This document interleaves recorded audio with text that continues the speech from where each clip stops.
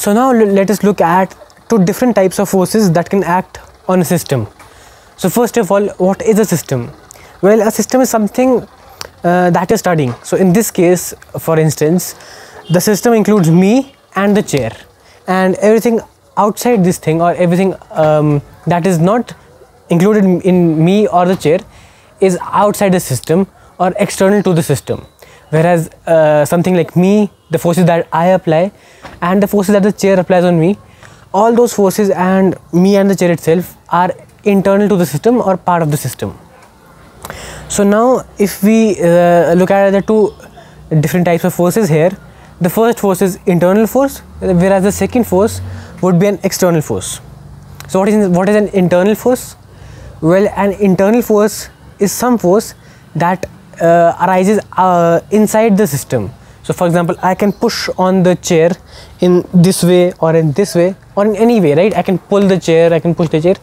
All those forces, or maybe my weight is applying a force, a downward force on the chair's seat, even that is an internal force.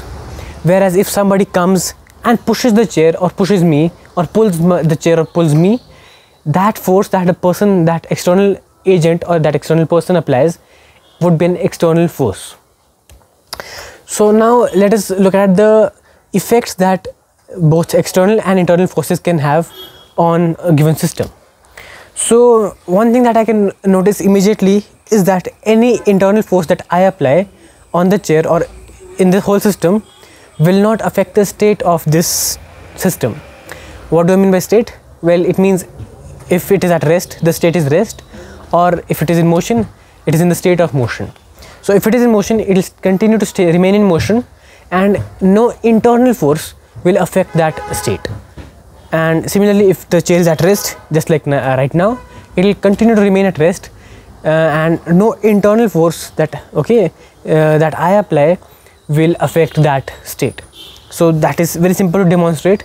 I can do whatever I want. I can apply a force on this edge. You see, I am pushing on this handle, but nothing is happening. The chair is still at rest. I can push as much as I want on this end also, but nothing is happening. Why?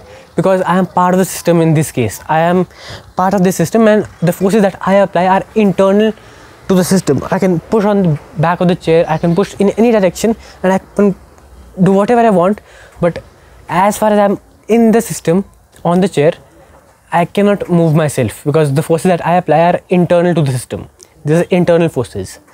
Whereas if I move, so one option of moving the chair or getting an external force is by calling somebody and asking him to push me.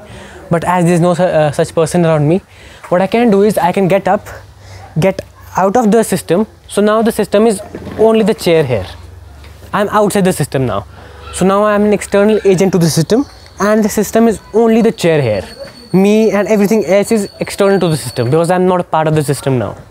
Now if I apply a force on the chair, that will be an external force because it is being applied from outside the system.